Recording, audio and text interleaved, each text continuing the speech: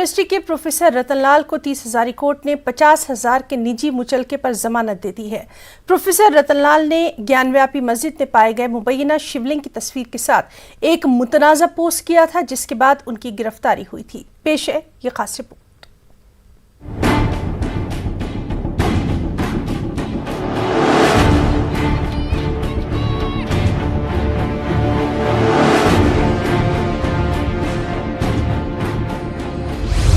Social media पर मुतनाज़ा post करने का मामला। डीयू के प्रोफेसर रतनलाल को मिली जमानत। ज्ञानवापी मस्जिद में शिवलिंग मिलने के दावे पर किया था मुतनाज़ा पोस्ट। मुतनाज़ा पोस्ट के बाद हुई थी गिरफ्तारी। तलबा यूनियन और असातिज़ा ने गिरफ्तारी के खिलाफ किया था एहतजाज।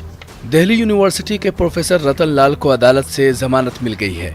इसके साथ ही अदालत ने प्रोफेसर रतनलाल को ये भी हिदायत दी है कि वो इस मुतनाज़ा मामले पर न तो सोशल मीडिया पर किसी किस्म की पोस्ट करेंगे और न ही इस मौजू पर मीडिया को इंटरव्यू देंगे।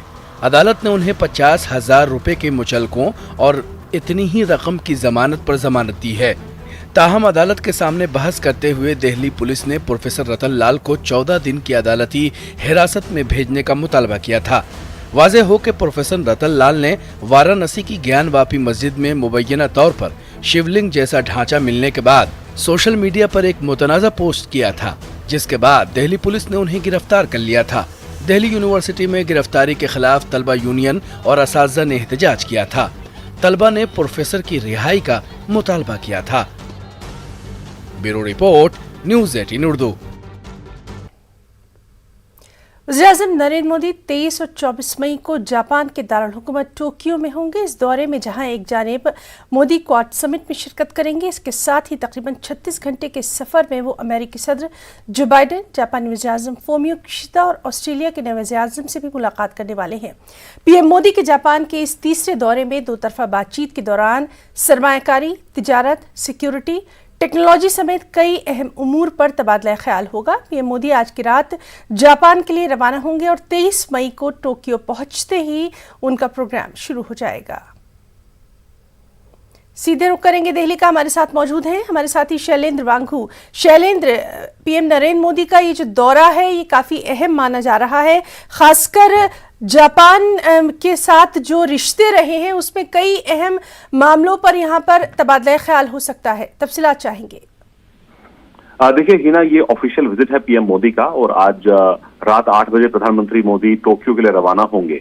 करीब 2 दिन का ये विजिट है और मंडे को एक बिजनेस कम्युनिटी इनका इवेंट रहने वाला है, जहां पर वो बिजनेस लीडर से मुलाकात करेंगे जापान के और भारत में निवेश को लेकर उनसे बातचीत वो करने वाले हैं। उसके बाद जापान में रह रहे भारतीयों से भी प्रधानमंत्री मोदी मुलाकात करेंगे। कम्युनिटी इवेंट भी मंडे को जापान में टोक्यो में होगा और वहीं जो मेन ऑफिशियल मीटिंग्स हैं वो मंगलवार को होंगी, जिसमें क्वाड मीटिंग होने वाली है। आपको याद दिला दें कि क्वाड मीटिंग के लिए ही प्रधानमंत्री मोदी जापान जा रहे हैं और इससे पहले हमने देखा है कि क्वाड की कई बैठकों में पीएम मोदी ने शिरकत की है और ये जो मीटिंग क्वाड की होने वाली है, इससे पहले मीटिंग जो है वो पिछले साल अमेरिका में हुई थी, लेकिन इस बार जो क्वाड मीटिंग हो रही है वो जापान में हो रही है और इसमें जापान, ऑस्ट्रेलिया, भारत जो है वो शामिल होंगे और वहीं जो ऑस्ट्रेलिया के जो नए प्रधानमंत्री हैं जो अभी चुन के आए हैं वो इस बैठक में शामिल होंगे और वहीं मंगलवार को ही प्रधानमंत्री मोदी तीनों जो लीडर्स हैं उनसे मुलाकात करेंगे, जिसमें अमेरिका, जापान और ऑस्ट्रेलिया शामिल हैं और बायलैटरल मीटिंग के दौरान जो द्विपक्षीय मुद्दे हैं उन पर चर्चा होगी। लेकिन वहीं अगर हम क्वाड की बात करें तो क्वाड का फोकस जो है वो इंडो पैसिफिक पर रहने वाला है। हालांकि उसकी सुरक्षा और भारत ये कहता आया है कि क्वाड का कंस्ट्रक्टिव एजेंडा है, कोई मिलिट्री अलायंस नहीं है, ये कंस्ट्रक्टिव एजेंडा है। इसमें वैक्सीन से लेकर पार्टनरशिप और जो तिजारत है और पूरे इंडो पैसिफिक को कैसे प्रोग्रेस इसमें हो उसको लेकर चर्चा होती है। जी शैलेंद्र, बहुत बहुत शुक्रिया आपका तमाम तर तफसीलात के लिए। पुणे में महाराष्ट्र नवनिर्माण सेना के सरबराह राज ठाकरे की आज अहम रैली है। वो अवामी जलसे से खिताब करने वाले हैं। दावा किया जा रहा है कि एक बड़ी रैली होगी। पुणे में एमएनएस सदर साईनाथ बाबर ने कहा कि हम तवक्को कर रहे हैं कि आज की रैली में 10 से 15 हज़ार लोग शामिल होंगे। राज ठाकरे अपने अयोध्या दौरे समेत कई अहम मसाइल पर यहां बात कर सकते हैं। कहा जा रहा है कि ठाकरे रियासती हुकूमत को तनकीद का निशाना बनाएंगे। राज ठाकरे के सख्त गिर हिंदुत्व एजेंडे अपनाने के बाद से मुजव्वजा रैली इस तरह की चौथी रैली होगी। मुंबई से हमारे साथ मौजूद है हमारे साथी प्रशांत पांडे। प्रशांत, जिस तरह से लगातार हम देख रहे हैं कि लगातार राज ठाकरे जो भी रैली कर रहे हैं उस पर खास तौर पर जो महाराष्ट्र हुकूमत है उसको तो तनकीद का निशाना बना ही रहे हैं और अपने जो एक खास उन्होंने छवि बनाई है उसको लेकर भी वो चर्चा में रहे हैं। क्या कुछ तफसीलात? जी बिल्कुल, देखिए इसमें कोई दो राय नहीं है। जब भी राज की सभा होती है या रैली होती है तो सभी की निगाहें टिक जाती है, क्योंकि हमने देखा कि पिछले दिनों जिस तरह से लाउड स्पीकर का मुद्दा उठाया था राज ठाकरे ने, तो इन बातों की चर्चाएं सिर्फ महाराष्ट्र में ही नहीं हुई है। ढोल जो है, नगाड़े जो है यूपी तक पीटे गए हैं। हर राज्य में जो है इसकी चर्चाएं की गई हैं। लेकिन अब सबकी नज़र इस पर टिकी हुई है कि राज ठाकरे 5 जून को जो है अयोध्या जाने वाले थे, जिसे उन्होंने स्थगित किया है। और स्थगित किस कारण से किया है वो आज इस सभा में बताएंगे, क्योंकि 2 दिन पहले उन्होंने ट्वीट करके ये कहा था कि मैं अयोध्या जाने के लिए अभी स्थगित कर रहा हूँ और क्यों, कब जाऊँगा, कैसे जाऊँगा, उन सारी चीज़ों पर आज अपनी सभा में वो बात करेंगे। सबसे महत्वपूर्ण मुद्दा ये है। सेकेंडरी, जिस तरह से हमने देखा कि शिवसेना ने जब सभा ली थी तो उद्धव ठाकरे ने राज ठाकरे को कटाक्ष साधते हुए कहा था कि केमिकल लोचा है। मुन्ना भाई MBBS पिक्चर में जिस तरह से संजय दत्त को केमिकल लोचा था, उसी तरह से ये डुप्लीकेट बाला साहब ठाकरे बनने की कोशिश कर रहे, ये केमिकल लोचा है। तो क्या राज ठाकरे एक बार उद्धव के कहे या उनके जो बयान थे उसको आप जवाब देंगे? देंगे तो किस तरह से देंगे? ये सबसे अहम मुद्दा माना जा रहा है। साथ ही लाउड स्पीकर वाला जो मुद्दा था राज ठाकरे का, क्या उसे लेकर के आज कोई नया बयान देते हैं, इस पर भी नज़र बनी रहेगी। लेकिन देखिए, पुणे पुलिस ने राज ठाकरे को सभा के जो दौरान जो है 16 ऐसी बातें जिस पर ध्यान देने के लिए कहा है। उन्होंने सबसे साफ तौर पर यह कह दिया है कि कोई भी ऐसा बयान राज ठाकरे अपने भाषण में ना दे जिससे किसी समुदाय को हिंसा पैदा करने वाली बयान ना दे। दूसरा, उन्होंने कहा है कि जो भीड़ आएगी वो उन्हें सीमित रखनी है। तीसरा, उन्होंने कहा है कि जो भीड़ आएगी वो कोई ऐसी घोषणा ना दे जिससे वहाँ पर लोगों में आक्रोश हो, गुस्सा हो या फिर समाज में कुछ गलत मैसेज जाए। यानी कुल मिलाकर देखा जाए, सवेरे 10 बजे का समय तय किया गया था। कुछ समय में उनकी सभा शुरू हो जाएगी और देखना होगा कि किन मुद्दों पर राज ठाकरे बात करते हैं। अयोध्या दौरा को लेकर के क्या कुछ नई तारीख, क्या जी कुछ बिल्कुल नई प्रशांत, तो उनकी इस दौरे से मुतालिक तमाम तर तफसीलात हम हासिल करते रहेंगे। बहुत बहुत शुक्रिया आपका तमाम तर जानकारी के लिए। आगे बढ़ेंगे। आसाम में सैलाब की तबाहकारियां जारी है। Assam state disaster management authority की रिपोर्ट के मुताबिक 31 अजला में तकरीबन 6,80,000 अफराद सैलाब से मुतासिर हैं। नागौन, होजाई, द्रंग और करीमगंज अजला में सैलाब की सूरत हाल बेहद संगीन है। रियासत में सैलाब और लैंड स्लाइडिंग में मरने वालों की तादाद 18 तक जा पहुंची है। 74,000 से ज्यादा मुतासरीन जिला इंतजामिया की तरफ से कायम किए गए 282 रिलीफ कैंपों में रहने पर मजबूर हो गए हैं।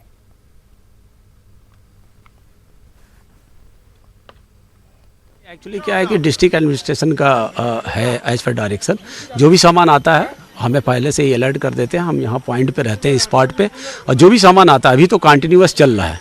हम 2-3 दिनों से कंटिन्यूअस रिलीफ आइटम पहुँचा रहे हैं। जिस गांव में उनका डायरेक्शन होता है हम फर्दर ट्रांसपोर्ट कर देते हैं उस गाँव के लिए। तो आपकी टीम में कितने मेंबर्स है जो ये इस काम में? हम टोटल 33 हैं, जिसमें से हम 11 मेंबर को जो है दोबोका में ड्रॉप किए हैं, जो वहाँ पर जो है रेस्क्यू एंड रिलीफ ऑपरेशन में लगे हुए हैं। बाकी मेंबर जो 22 हैं वो हमारे साथ हैं, और साथ ही हमारे साथ महिला रेस्क्यूअर भी हैं। इस बाढ़ के समय उन्होंने भी जो है काफ़ी धैर्य और साहस के साथ उन्होंने लोगों तक पहुँचा है और रेस्क्यू करने में जो है हेल्प किया है। तो देखा जाए कि आप लोगों ने जो रेस्क्यू ऑपरेशन किया था तो उसमें चिल्ड्रन भी थे और यस प्रेग्नेंट वोमेन भी थे, तो उन लोगों को हाँ यस प्रेग्नेंट वोमेन की आपने बात किया है। तो एक हम लोग हयांग, जो कि यहाँ पे हम जब जोगी जन इलाके में ऑपरेशन कर रहे थे, तो नेक्स्ट डे आज पर डिस्ट्रिक्ट अथॉरिटी हमें बताया गया कि आप लोग जो है ये अपना जो है इस इलाके में आ जाइए जागीबाड़ी में, और यहाँ से हम हयांग एक गांव है जहाँ पर किसी का रीच नहीं था, तो बोला वहाँ पर पहुँचाना है, वहाँ से काफ़ी कॉल आ रहे हैं। तो वहाँ पर हम लोग गए तो एक महिला बीमार थी, तो उनका रिक्वेस्ट था, हमने उनको तुरंत जो है बोट में बैठाया और फर्दर रेलवे लाइन के साथ ही एक मेडिकल कैंप था, वहाँ तक हमने उनको जो है छोड़ा। ये कब का घटना थी? ये आई मीन 18 जी। और सीधे रुक करेंगे होजई का। हमारे साथ मौजूद हैं हमारे साथी अब्दुल हकीम आपसे जानना चाहेंगे आज क्या फ्लड की वहां पर सिचुएशन है, साथ ही रिलीफ कैंपों के ताल्लुक से भी बताइए। जी है ना, जो होजा डिस्ट्रिक्ट में गुज़श्ता काल भी एक डेड बॉडी मिला था, पानी में मर चुका था, पानी में डूबकर। परसों भी एक डेड बॉडी मिला था जुमनामुक एलएसी में, और एक गुज़श्ता काल एक मिसिंग था, लेकिन अभी तक उनका पता भी नहीं वो कहाँ है, पानी में है या कोई है पता नहीं है। लेकिन गुज़श्ता काल परसों से पानी थोड़ा कम हुआ था, आज कम हुआ था पानी। और गुज़श्ता काल शाम जो इंडियन जाट रेजिमेंट और 120 इंजीनियरिंग रेजिमेंट था वो हेडक्वार्टर तेजपुर में चला गया। कुल 1 लाख से ज्यादा लोग रेस्क्यू किया है ना जवानों ने। और अभी बिल्कुल ठीक है, लेकिन गाय का बकरी का खाना का बहुत तकलीफ हो रहे है, वो बहुत दिक्कत में है, खाना पीना नहीं है, बहुत मर चुका है गाय और बकरी है ना। जी अब्दुल हकीम, बहुत बहुत शुक्रिया आपका तमाम तर जानकारी के लिए। और इस वक्त की अहम खबर आपको अलीगढ़ मुस्लिम यूनिवर्सिटी से दे दें। एएमयू में होने वाला लिटरेरी फेस्टिवल मुलतवी कर दिया गया है। दरअसल तलबा की गुटबाजी की वजह से इस लिटरेरी फेस्टिवल को मुलतवी किया गया। आपको बताएं कि वहां के मशहूर कैनेडी हॉल के बाहर रात में गोलियां चली थी और उसके बाद ये फैसला लिया गया कि 3 रोज़ा इस लिटरेरी फेस्टिवल को अब मुलतवी कर दिया जाए। और इसमें कई अहम शख्सियात ने शिरकत की थी, कई अहम शख्सियात को शरीक होना था, लेकिन अब इस लिटरेरी फेस्टिवल को मुलतवी कर दिया गया। तो एएमयू में होने वाले मशहूर लिटरेरी फेस्टिवल को मुलतवी कर दिया गया। आपको बताएं कि कुछ तलबा की गुटबाजी की वजह से इस लिटरेरी फेस्टिवल को मुलतवी किया गया। वहां के मशहूर कैनेडी हॉल के बाहर गोलियां चली थी और उसके बाद सिक्योरिटी की सूरत हाल को देखते हुए इस लिटरेरी फेस्टिवल को एएमयू में मुलतवी किया गया। 3 रोज तक चलने वाला था ये लिटरेरी फेस्टिवल। इसमें कुछ अहम शख्सियात ने, मशहूर शख्सियात ने मुल्क की शिरकत भी की थी, कुछ और शख्सियात शिरकत करने वाली थी, लेकिन फिर इस लिटरेरी फेस्टिवल को ही मुलतवी कर दिया गया।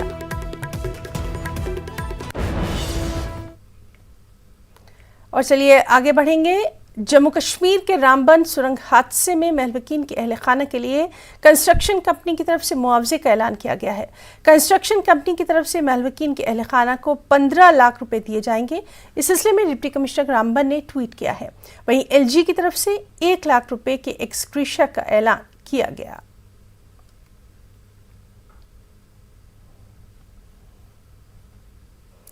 जम्मू कश्मीर के रामबन खूनी नाला इलाके में रेस्क्यू ऑपरेशन खत्म हो गया है। रेस्क्यू ऑपरेशन में खत्म होने के बाद हमारे नुमाइंदे समीर भट्ट ने एनडीआरएफ के जवानों से बात की। दिन के मशक्क़त के बाद जो टीम्स हैं, रेस्क्यू टीम्स हैं जो यहाँ ऑपरेशन में हिस्सा ले रही थी, उन्होंने अब 10वीं जो बॉडी थी, जो लास्ट बॉडी थी, उसको भी रिकवर कर लिया है। और इस तरह से 10 की 10 बॉडी जो है यहाँ पे रिकवर हो गई है। और इस तरह से जो ऑपरेशन है वो ऑलमोस्ट कंप्लीट हो गया। आप देख सकते हैं जो ऑपरेशन में जो हिस्सा ले रही थी टीम्स, उन्होंने जो लास्ट बॉडी है उसको जो है रिकवर किया है। इस डेब्रीज से, जो मलबे से रिकवर किया है। इस खूनी नाले में जो टनल कल गिर गई थी अंडर कंस्ट्रक्शन की, तो ये जो 10वीं बॉडी है इसको अब हॉस्पिटल लिया जा रहा है यहाँ पे। और इस तरह से ऑपरेशन में सभी जो 10 बॉडीज थी उनको रिकवर किया गया। कल सुबह से ही ये ऑपरेशन चल रहा था। इसमें एनडीआरएफ है, पुलिस है, सेना है और बाकी जो विंग्स के जो टीम्स हैं वो लगातार इसमें शामिल थी और लगातार वो काम कर रहे थे। लेकिन फाइनली आज शाम को अभी जो 10वीं बॉडी है उसको भी रिकवर कर दिया गया है। और आप देख सकते हैं, मैं वीडियो जर्नलिस्ट को एक बार दोबारा दिखाऊं वो साइट किस तरह से ये चल रहा था। ये देखिए जो एनडीआरएफ के जो जवान हैं वो यहाँ पे उन्होंने लगातार ये किया। हम उन्हीं से बात करेंगे। कल से आप लगे हुए थे? हाँ जी, कल से लगे थे।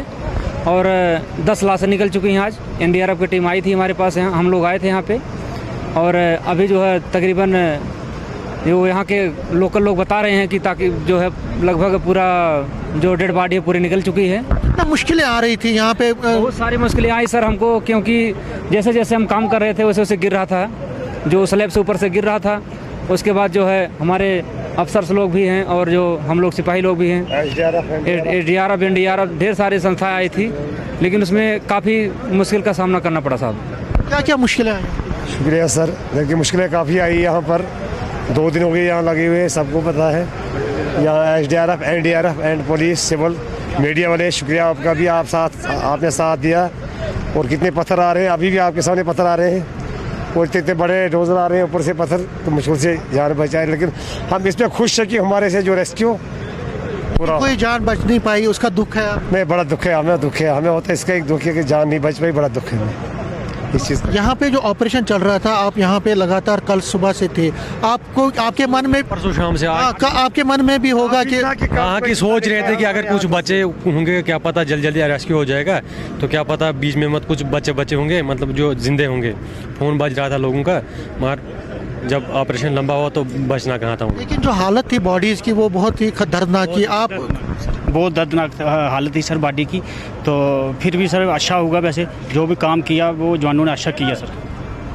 तो आप यहाँ पे अब जो ऐसे टनल्स में जो काम होता है, जैसे आप चाहते हैं कि गवर्नमेंट को इसका संज्ञान लेना चाहिए सर, इसका सबसे पहले लेना चाहिए था, क्योंकि ये अगर इधर है ना, कंक्रीट बहुत ज़्यादा है। हाँ, तो देख सकते हैं NDRF हो और बाकी जो विंग्स हैं पुलिस की, आर्मी की, सभी ने काम किया है लगातार। पिछले कई घंटों से दिन रात ये रेस्क्यू ऑपरेशन कर रहे थे, लेकिन कोई बॉडी नहीं जो है, कोई भी जान नहीं बच पाई। सारी बॉडीज़ को 10 के 10 बॉडीज़ को रिकवर किया गया। तो इसलिए हम ये कह सकते हैं कि जो बचाव कार्य इनकी तरफ से कोशिश की गई, लेकिन कोई बच नहीं पाए। तो ज़ाहिर तौर पर एक ऑपरेशन जो था तकरीबन 2.5 दिन तक जो चलता रहा, वो अभी ख़त्म हो गया है, और 10 के 10 बॉडीज़ को इस खूनी नाले के जिस टनल, जो अनकस्ट टनल है, यहाँ से निकाल दिया गया है। कैमरामैन साहिबा के साथ में समीर भट्ट, न्यूज़ 18, खूनी नाला, रामबन, जम्मू। नाज़रीन, जिस तरह से हमने आपको अभी बताया कि AMU में होने वाले लिटरेरी फेस्टिवल को मुलतवी कर दिया गया है, और इसके ताल्लुक से मज़ीद जानकारी हासिल करेंगे। हमारे साथी अलीगढ़ से कामरान हमारे साथ मौजूद हैं। कामरान, बेहद मशहूर ये लिटरेरी फेस्टिवल रहा है और काफ़ी जोशो खरोश भी वहाँ पर स्टूडेंट्स में देखा जा रहा था। क्या यूनिवर्सिटी इंतज़ामिया की तरफ से इसकी कोई वजूहात पेश की गई हैं? तफसीलात चाहेंगे। जी हिना, मैं आपको बता दूं कि अलीगढ़ मुस्लिम यूनिवर्सिटी में तकरीबन 3 साल के बाद ये लिटरेरी फेस्टिवल का आगाज हुआ था, लिटरेरी फेस्टिवल 6.0, और बहुत ही जोशो खरोश से 3 दिन का पूरा प्रोग्राम शेड्यूल किया गया था। पहले दिन का प्रोग्राम हुआ, लेकिन इंटरनली तलबा की कुछ ऐसे मफादात होते हैं जिसको देखते हुए उनके अंदर इस तरह के मामलात हुए और उनमें झगड़ा हो गया, और झगड़े के बाद रात में बताया जा रहा है, जिसकी अभी यूनिवर्सिटी इंतजामिया ने कोई तस्दीक नहीं की है, कि कैनेडी हॉल के बाहर कुछ फायरिंग भी हुई है, जिसकी वजह से यूनिवर्सिटी एडमिनिस्ट्रेशन ने इसको फौरन मुलतवी कर दिया है। तो कहीं ना कहीं कोरोना के बाद यूनिवर्सिटी खुली और अब तालीमी सरगर्मियां बहाल हो रही थी, और ये यूनिवर्सिटी के अंदर यूनिवर्सिटी खुलने के बाद पहला ऐसा बड़ा फेस्टिवल था जिसका इनेकाद किया गया था। मगर कहना चाहिए कि ये भी कहीं ना कहीं हंगामों की नजर हो गया, और अब यही है कि यूनिवर्सिटी एडमिनिस्ट्रेशन ने अभी तक इसके मुलतवी करने की कोई खास अहम वजह नहीं बताई है, मगर लग यही रहा है कि यूनिवर्सिटी के अंदर जिस तरह के हालात हैं और तलबा के बीच में जिस तरह की गिरोहबाजी है, उसको देखते हुए इसको मुलतवी किया गया है। जी कामरान, तो बहुत बहुत शुक्रिया आपका अदा करना चाहेंगे तमाम तर तफसीलात के लिए। मरकजी हुकूमत ने पेट्रोल और डीजल पर एक्साइज ड्यूटी कम कर दी है। मरकजी हुकूमत के इस ऐलान के बाद अब पेट्रोल और डीजल के दाम में काफ़ी कमी आ गई है। हमारे साथी खुरम शहजाद ने इसका जायजा कुछ यूं लिया। जूझ रही जनता के लिए राहत भरी खबर है, क्योंकि केंद्र सरकार ने पेट्रोल डीजल की कीमतों में कमी की है, क्योंकि सीधे तौर पर एक्साइज ड्यूटी घटाई गई है। पेट्रोल की कीमतों में 9 रुपये 50 पैसे की कमी, जबकि डीजल की कीमतों में 7 रुपये की कमी की गई है। राहत की खबर यह है कि रसोई गैस के मामले में भी केंद्र सरकार ने सब्सिडी देने का फैसला किया है, यानी 200 रुपये की सब्सिडी 12 सिलेंडरों पर मिलेगी। तो तमाम लोग यहाँ पर पहुंचे, इनसे बात करते हैं। सरकार की तरफ से जिस तरीके से फैसला किया गया है कि 9 रुपये 50 पैसे की कमी, कैसे देखते हैं इसको? सर बहुत अच्छा है ये तो, सर ये तो राहत भरी खबर है। अगर हम जैसे नॉर्मल आदमी के लिए अगर मतलब कुछ कमी हो गई तो हम जो रोज़मर्रा की मतलब जो हम लोग गाड़ी चलाते हैं उससे लिए बेटर ही है सर ऑप्शन है।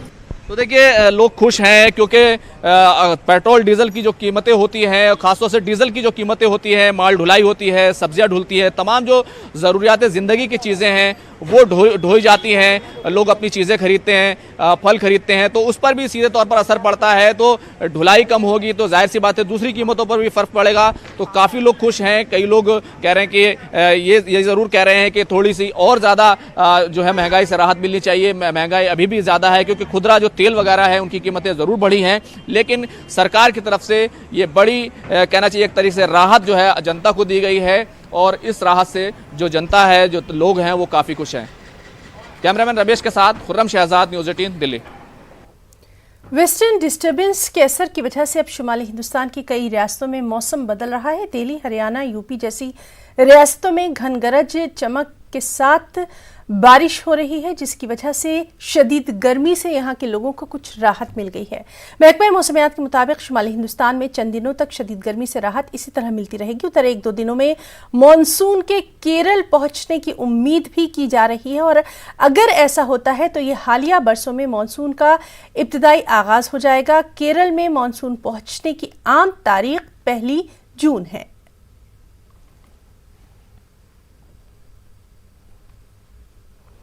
आज द ग्रेट गामा और रुस्तम हिंद गुलाम मोहम्मद का 144वां यौम पैदाइश है। गूगल ने डूडल बनाकर उनकी यौम पैदाइश को बेहद खास बना दिया है। गामा पहलवान कदीम फन पहलवानी के बानियों में से एक थे। पेश है ये खास रिपोर्ट।